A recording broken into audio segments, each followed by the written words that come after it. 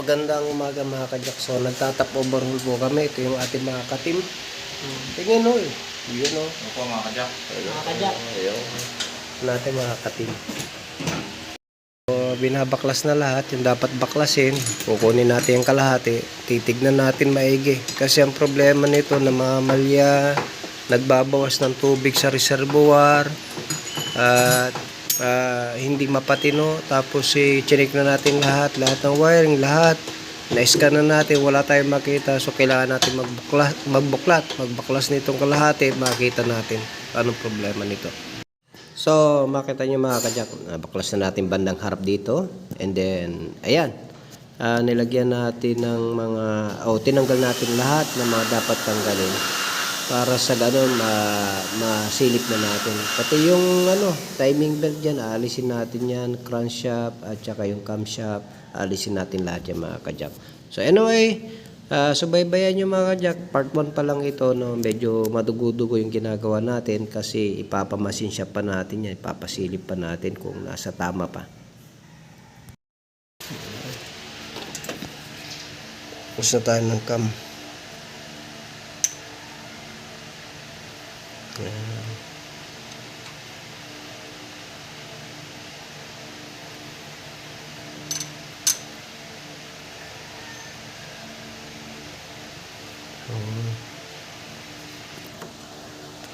See, lagam mo lang lahat.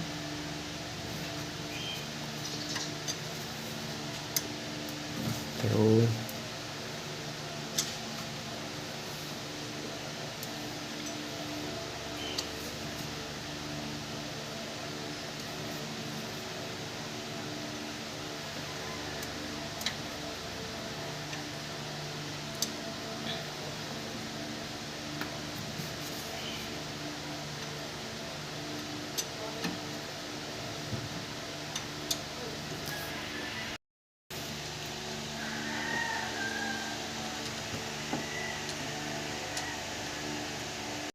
so, ito na naman nabaklas natin mga kajak. Okay. Top overhaul tayo ng EcoSport. Alis na natin yung head bolt. So ito na mga kajak, nabaklas na natin yung kanyang head at binabalang muna natin dyan. Ito silipin natin yung block. Nandito yung mga piston. Ayun, grabe mga kajak ko. Kita nyo yan? Yan ang sinyalis na hindi na maganda ang sunog nung tinatawag na gasolina natin kasi may humahalo ng tubig. Ayan. Ayan, lusot na. Makita nyo yung kalawang mga kajak ko. Ayan, kita nyo yan? Hindi maganda yung sunog ng piston na yan. Itim na itim, namamasa-masa pa. So, mamamalya talaga. At makita nyo, lumulusot yung tubig. No? Kalaunan talaga ay wala na, lalo masisira ang sasakyan natin. So lilinisan natin maigi ito mga kajak para mamaya bukas may balik natin. Kaya nalinis na natin yung dalawa. So okay.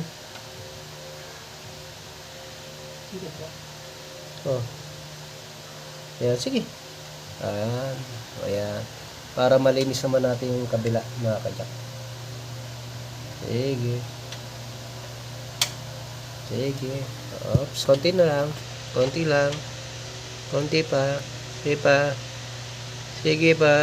Sige pa. Oops, konti pa. Oops, pwede na yan.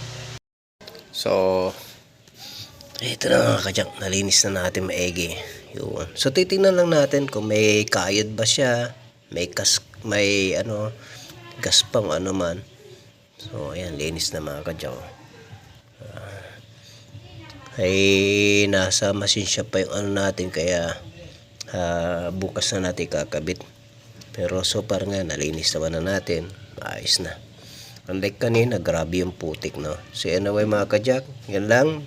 Check nyo dito kung merong tama na yung ating liner ng ating piston. Kakalugin nyo ito mga kajak kung may kalug na ba yung ating piston ring.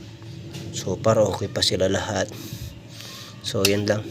palit lang tayong cylinder head gasket, valve seal, at reface. Yun lang mga kajak.